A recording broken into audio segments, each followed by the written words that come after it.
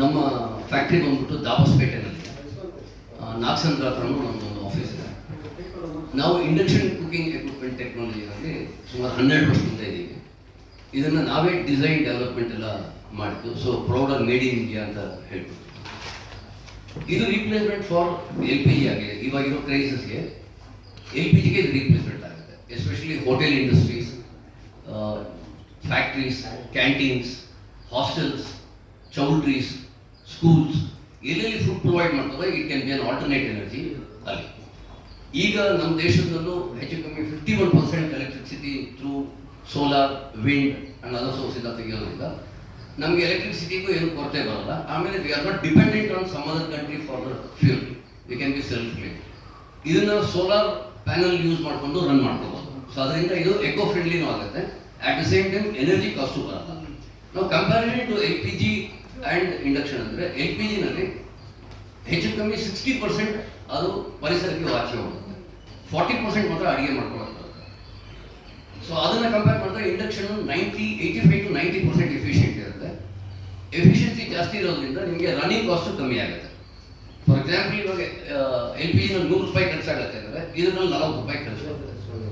ಎರಡನೇದು, ಇದರಲ್ಲಿ ಯಾವುದೇ ರೀತಿ ಬೆಂಕಿ ಇಲ್ಲ. ಅದರಿಂದ ಬೆಂಕಿಯಿಂದ ಯಾವುದೇ ರೀತಿ ಅನಾಹುತ ಆಗೋ ಚಾನ್ಸಸ್ ಇಲ್ಲ. ಆಕ್ಸಿಡೆಂಟ್ಸ್ ಫ್ರಮ್ ಫೈರ್ ಆಗ್ತಿಲ್ಲ. ಅದಕ್ಕೆ ನಮ್ಮ ಟ್ಯಾಗ್ಲೈನ್ ನಾವು ಬಂದ್ಬಿಟ್ಟು heat the food not the chef ಅಂತ ಹೇಳ್ತೀವಿ. ಸೊ ಅಡುಗೆ ಮನೆಯಲ್ಲೂ ನಿಮಗೆ ಪರಿಸರ ನಾರ್ಮಲ್ ಆಗಿ ಆಗುತ್ತೆ. ಅಲ್ಲಿ ಯಾವುದೇ ರೀತಿ ಹೀಟೆಡ್ ಎನ್ವೈರ್ಮೆಂಟ್ ಇರುತ್ತೆ. ಸೊ ನಾವು ಲಾರ್ಜೆಸ್ಟ್ ಕಿಚನ್ ಬಂದ್ಬಿಟ್ಟು ಒಂದು ಕಂಪನಿಗೆ, ಸ್ಟೀಲ್ ಕಂಪನಿಗೆ ಒಡಿಸ್ಸಾನಲ್ಲಿ ಮಾಡಿದ್ದೀವಿ. ಅಲ್ಲಿ ಹೆಚ್ಚು ಕಮ್ಮಿ 40,000 ಜನಕ್ಕೆ ಒಂದೊತ್ತು ಅಡುಗೆ ಮಾಡ್ತಾರೆ. ಸೊ ಆ ಸೈಜಿಂದ ಇಟ್ಕೊಂಡು ಮನೆಯವರೆಗೂ ಎಲ್ಲ ಕಡೆನೂ ಉಪಯೋಗಿಸ್ಕೋಬೋದು. ಇದರಲ್ಲಿ ವೇರಿಯಸ್ ಎಕ್ವಿಪ್ಮೆಂಟ್ಸ್ ಇದೆ. ಡಿಪೆಂಡಿಂಗ್ ಆನ್ ದ ಪ್ರೋಸೆಸ್ ಆ ಎಕ್ವಿಪ್ಮೆಂಟ್ಸ್ನ ಬಳಸ್ಕೋಬೋದು. ಆ್ಯಂಡ್ ಇವಾಗಿರೋ ಕ್ರೈಸಸ್ಗೆ this becomes the best alternate. ಈಗಾಗಲೇ ನಾವು ನೋಡಿದ್ದೀವಿ ಸುಮಾರು ಹೋಟೆಲ್ಸು ಎಲ್ಲ ಕ್ಲೋಸ್ ಮಾಡ್ಕೊಂಡಿದ್ದಾರೆ ಎಲ್ ಪಿ ಜಿ ಇಲ್ಲ ಅಂತ. ಅವ್ರ ಹತ್ರ ಎಲೆಕ್ಟ್ರಿಸಿಟಿ ಇದ್ರೆ ಸಾಕು, ಇದನ್ನು ಪ್ಲಗ್ ಆ್ಯಂಡ್ ಪ್ಲೇ ಮಾಡೋನಲ್ಲೇ ಇದೆ, ತಗೊಂಡು ಪ್ಲಗ್ ಮಾಡ್ಕೊಂಡು ಯೂಸ್ ಮಾಡೋಕೆ ಸ್ಟಾರ್ಟ್ ಮಾಡ್ತಾರೆ. ಹೌದು, ಸೋರ್ಸ್ ಆಫ್ ಎನರ್ಜಿ ಒಂದು ಬೇಕೇ ಬೇಕು. ಎಲೆಕ್ಟ್ರಿಸಿಟಿ ಸರ್, ಈಗ ಎಲ್ಲದಕ್ಕೂ ಒಂದು ಸೈಜ್ ಉಂಟು ಅಲ್ವಾ? ಈಗ ಸ್ಟವ್ಸ್ ಅಂದ್ರೆ 20 inches by 11 inches ಹಿಂಗೆಲ್ಲ ಇದೆ. ಆ ಥರ ಇದ್ರಲ್ಲಿ ನಮ್ಮ ಹತ್ರ ಮಿನಿಮಮ್ ಅಂದ್ರೆ ಹೋಟೆಲ್, ನಾನು ಕಮರ್ಷಿಯಲ್ ಪರ್ಪಸ್ ಅಲ್ಲಿ ಮಿನಿಮಮ್ 30 ಲೀಟರ್ ಸ್ಟಾರ್ಟ್ ಹಾಕೊಂಡು ನಮ್ಮ ಹತ್ರ 500 ಲೀಟರ್ ಇದೆ. ಸೊ ಮ್ಯಾಕ್ಸಿಮಮ್ ಅಂದ್ರೆ 30 ಲೀಟರ್ ಇದು ಡೊಮೆಸ್ಟಿಕ್ ಪರ್ಪಸ್ ಯೂಸ್ ಮಾಡ್ಬೋದು. ಇನ್ನು ಅದಕ್ಕಿಂತ ಚಿಕ್ಕದು ಬರುತ್ತೆ, ಅದಕ್ಕಿಂತ ಚಿಕ್ಕದು ಡೊಮೆಸ್ಟಿಕ್ ಬರುತ್ತೆ. ಅದನ್ನ ನಾವು ಡೊಮೆಸ್ಟಿಕ್ ಮಾಡಲ್ಲ, ನಾವು ಕಮರ್ಷಿಯಲ್ ಅಲ್ಲಿ ಇದ್ದೀವಿ. ಚಿಕ್ಕದು ಡೊಮೆಸ್ಟಿಕ್ ಸುಮಾರು ಪ್ಲೇಯರ್ಸ್ ಇದೆ.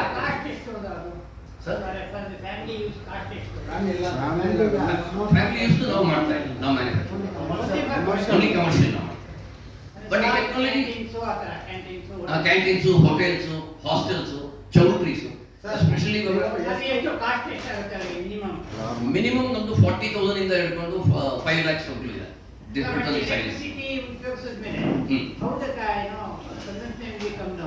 ಕನ್ಸಂಪ್ಷನ್ ಅದೇ ಎಲೆಕ್ಟ್ರಿಸಿಟಿಗೆ ಎಲ್ ಪಿ ಜಿ ಕಂಪೇರ್ ಮಾಡಿದ್ರೆ ನಿಮಗೆ ಇಂಡಕ್ಷನ್ 60% ಚೀಪರ್ ಆಗುತ್ತೆ.